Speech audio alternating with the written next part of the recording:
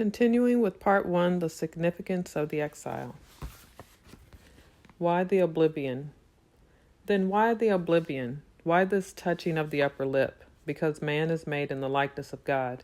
God's sacrifice in order through a return to create the greatest bliss for an immeasurable, incalculable infinity, is an act gratuitous. It is not a reward for any grand treatment on the part of creation, for the simple reason that there is no such thing as creation, until God causes his thought to become an act, to become a world. God abandons harmony for the sake of that bliss. It is a sacrifice which implies the totality of suffering of all creatures, all creation, and God suffering together with it. And such only for the sake of creating potential supreme happiness, the bliss of the ingathering, of the return home, of the return from the point farthest removed, from a point whence return is considered utterly impossible. This happiness is supposed to be well worth the sacrifice, indeed, to surpass it infinitely. Just as a mother, after the birth of her child, forgets all the pangs of parturition, so also will the world feel glad at awakening, realizing that all the past has its significance and purpose, hence no longer recognizing sorrow as such.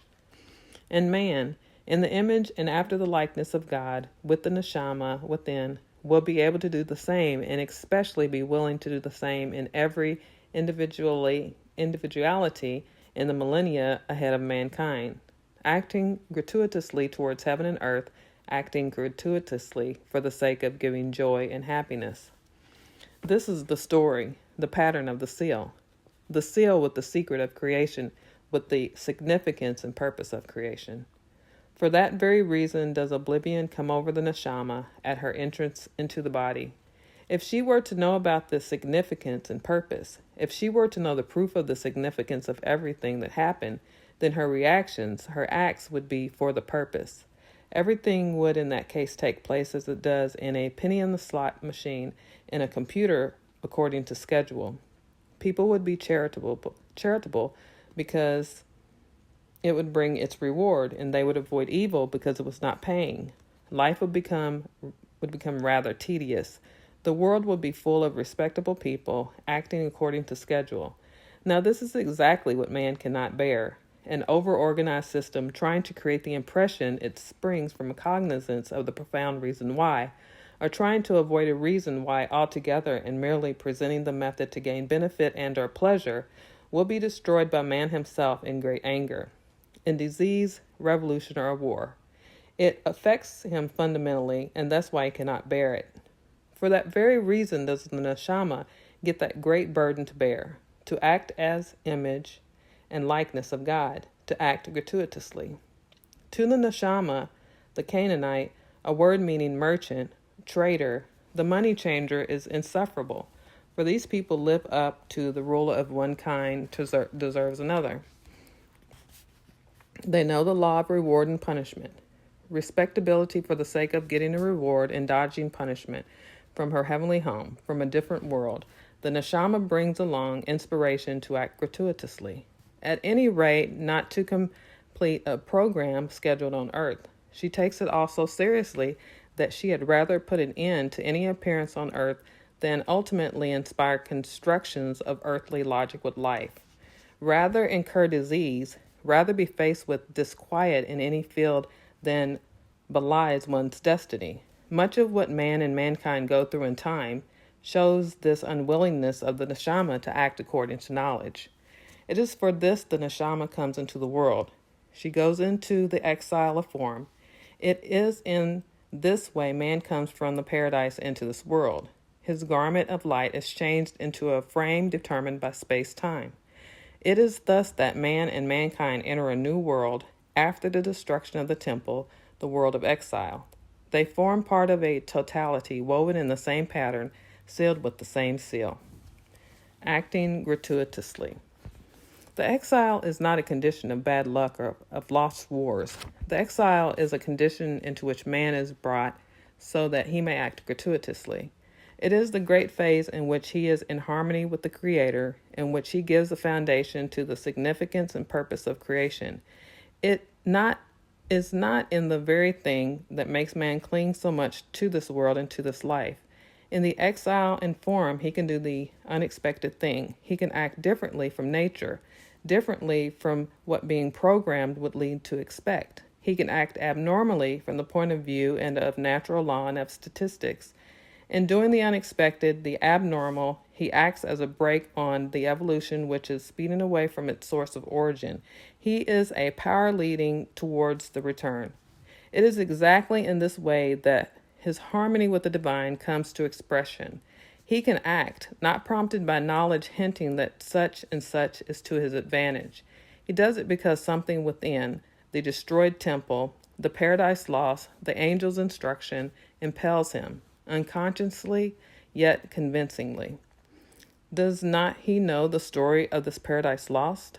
Does not he know it in countless versions, wherever he may have been born? Does not he know the story of the destroyed temple?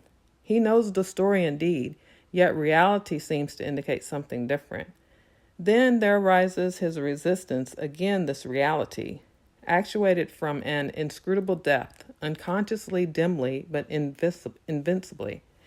Exile is this life. With the exile, man comes into this world. His is the birth into exile. This is the greatness of man. Owing to the exile, he is in harmony with the exile of the Shekinah. How grand is man's acting gratuitously. He prays for good health ever again, in every generation, and sometimes he finds it seems to be effective, but as often it is not. He finds just as often it is those who do not pray that get good health. Thus, for countless ages, the Jew has been praying for the rebuilding of the temple, for the restoration of the kingdom of God. He prays for it, as is customary, at least 3 times a day. Now, what does he find? He finds persecution, displacement, lies, defamation, and the temple remains utopia, hidden deep down under the many layers of earth. Yet he continues praying for it. He really prays gratuitously. Man sees injustice acquiring power. He sees the defenselessness of truth. He actually sees an indifference on the part of what he presumes to be God with regard to the daily happenings. God permits everything: injustice, persecution, foolishness, cruelty. God does everything so that it may be said, there is no God. So that it may be said, if God permits all this, then I have no use for him, and I will join the pursuit of earthly power. I shall look after myself and assert myself, whatever the cost. God shows himself defenseless, non-existent. Yet throughout the millennia, man has said, God help me. He says it gratuitously. If only prayers would be effective according to schedule, who would not want to possess this invention? Who would not know by heart all effective formulae for help? Reward, reward, and again reward. One would offer prayers and good deeds in exchange for rewards. One would get good wealth, good health, honor, a long life in exchange. But what a deadly dull and tedious game it would be. What an inhuman game, what God mockery. The neshama would rebel and smash up such a world with entirely abnormal actions according to worldly standards. In the Hebrew word for gratuitous, beshinom, there is the root shin, meaning mercy, grace, favor. In Hebrew, this root is spelled with the symbol 8 and 50. The concept 58 contains the secret of the significance and purpose of this world. The 58 is a measure with which the appearance into this world is measured. History in different planes. The destruction of the temple takes place at the threshold across which we enter this world. The destruction of the temple indicates the ending of a preceding world, a preceding life. The exile is our reality, the history of mankind, as viewed from the standpoint of our reality, is a history beginning with the exile. History, as it sometimes comes to us in the Word, for example, in the words of the Bible, enacts itself in another plane. It cannot be measured with the standards of this world of life. Our standards are merely valid for the world of exile, for our form is the expression of the exile, and our form is actually without beginning and end for our continuity. Our exile to our mind has the nature of perennial existence, Space-time forms with fundamental principles of our mind, our consciousness.